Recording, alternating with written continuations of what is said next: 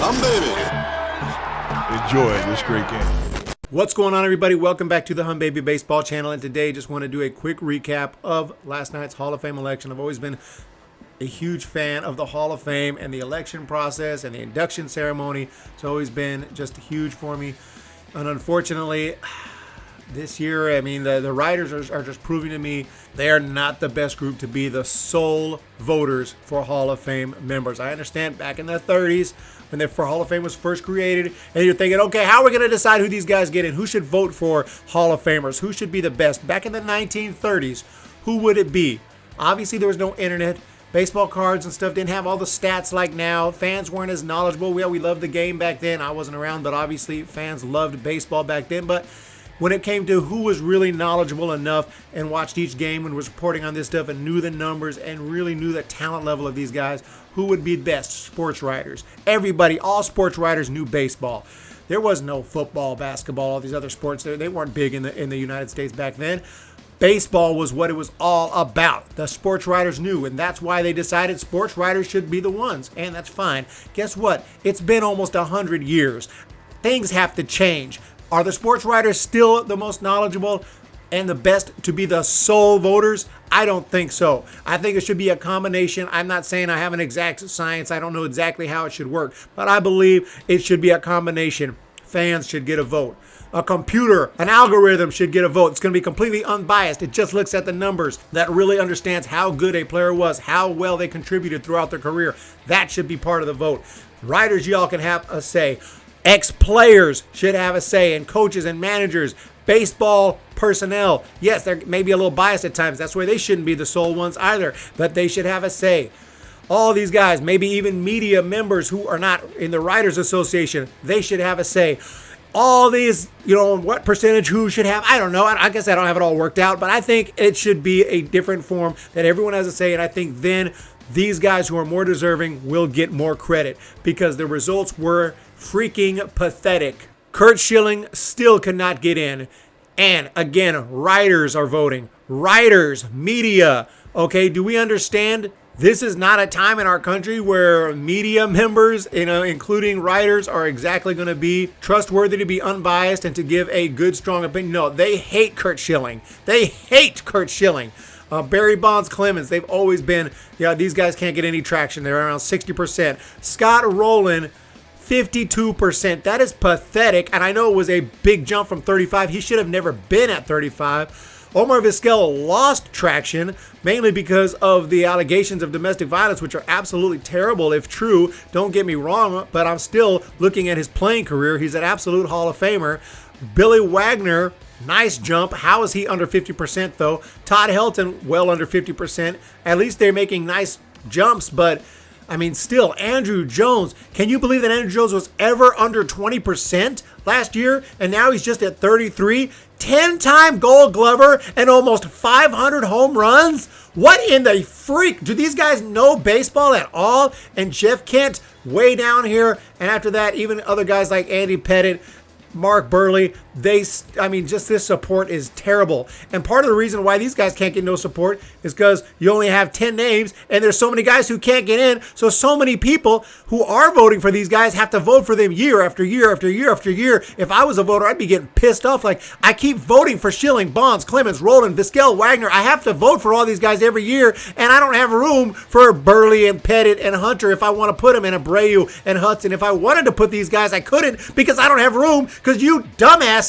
won't vote for Bonds, Clemens, Rowland, Vizquel, Wagner, and all these first-time Hall of Famers and Schilling. You idiots won't vote for these guys, and it forces me to keep having to put their names on the ballot, trying to get them in, and now I can't vote for some of these newcomers because clearly guys like Burley or Tim Hudson or any of these guys here down at the bottom, whether it be Bobby Abreu or Andy Pettitte, they're damn good. They're damn awesome career players who could be in the Hall of Fame.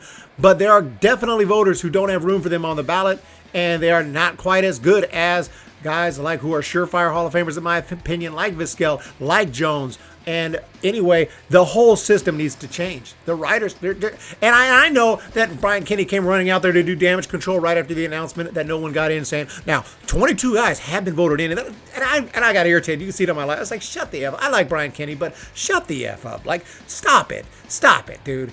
We know that they'll vote in people. They will vote in guys. But it takes a long time for them to vote in the Hall of Fame worthy guys who were not super big famous names like your typical Randy Johnsons and all those guys that everyone knows, and Glavine and Maddox and certain guys. I don't even know if Glavine was a first-time Hall of Famer. I think he was, but I'm not even sure. Let me double check that. Yes, Tom Glavine, first-time Hall of Famer. Okay, first ballot Hall of Famer. Good job there. But let's just look at this. Now that I got this up here, this is 2014. Look at how many Hall of Famers way down here. Larry Walker got 10% of the vote. 10% of the vote. Fred McGriff never got in because he ran out. They never voted in Fred McGriff, and that right there is all the evidence you need that something has to change. I don't need to talk about Fred McGriff's accolades, but I will tell you, this dude was clean, and he hit 493 home runs and was one of the best players in the game for a long period of time, overshadowed by the steroid guys. And these people are so dumb that they don't understand that when you're not voting for steroid guys, you have to then give credit to the non-steroid guys who were the best in the game, one of the best power hitters in the game, overshadowed by McGuire, Bonds, and so on. And to not vote for him, if you were not voting for McGriff and not voting for Bonds, then and those steroid guys, then I question you in so many ways. Moving on. Look at here, Jeff Kent, all these guys. Musina eventually gets in. He had 20% of the vote. Trammell, 20%. Edgar, 25%. Lee Smith, who was the all-time saves leader for the longest time, couldn't get more than 30% of the vote.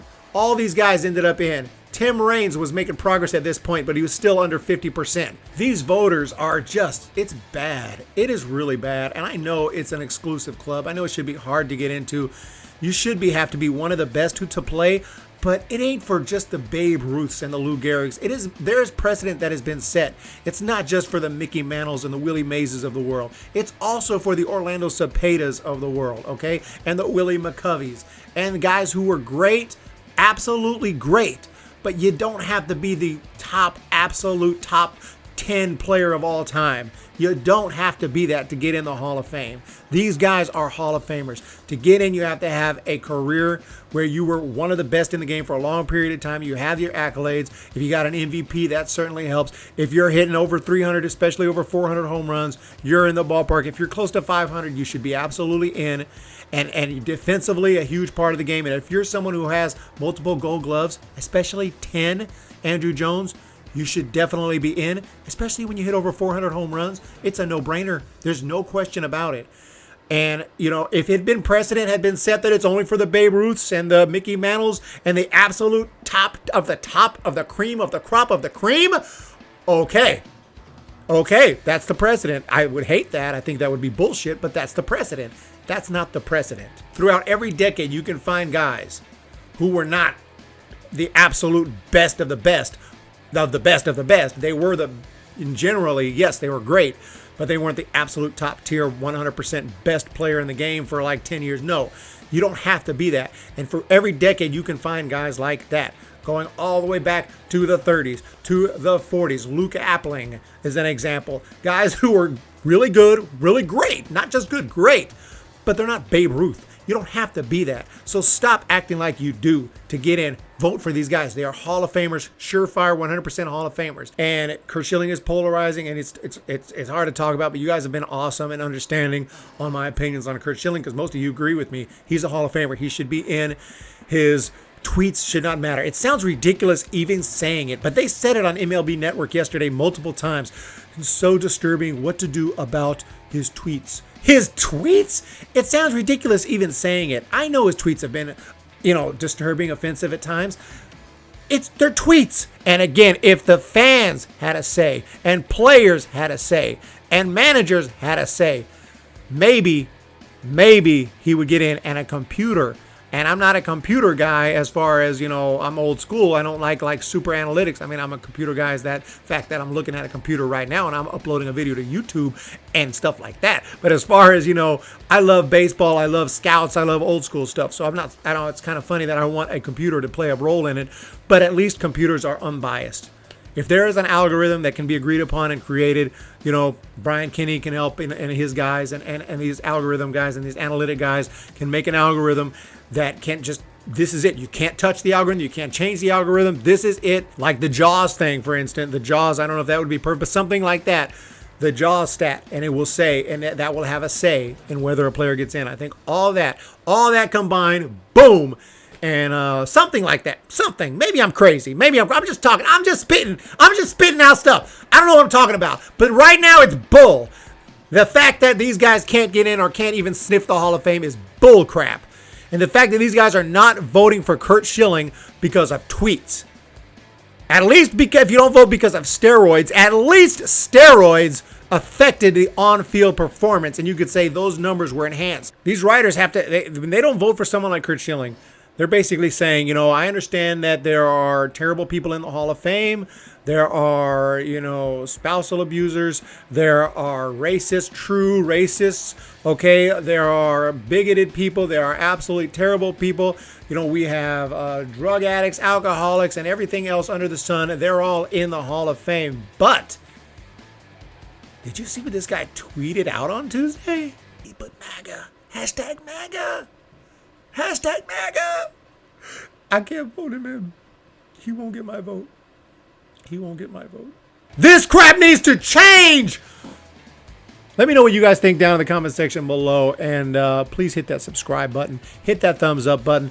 And I can't wait for next year for more Hall of Fame talk. It's fun even when it's bull. It's still fun to talk about. But unfortunately, I think it's bull crap. These guys aren't getting in. I think the system needs to change. It won't, but I do think it needs to. Let me know what you guys think. Any ideas on how we can make it better? Or do you like it the way it is? Let me know if you think the writers are the ones to vote for it and we can trust them and they are to be relied upon and they know this game inside and out. And the writers are the ones.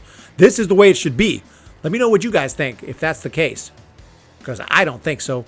See ya! Thank you so much for checking out that video. This is Eric, and if you're a fan of Humm Baby Baseball, please check out our store at hummbabybaseball.com/store. We have t-shirts, we have hoodies, we have hats, and we have much more on the way, so you can check out everything we have right there, including the Umpire Strikes Back, one of our many t-shirts. So I would really appreciate if you guys could check that out. Have a fantastic day. We're going to talk to you later. When the Giants come to town, it's 5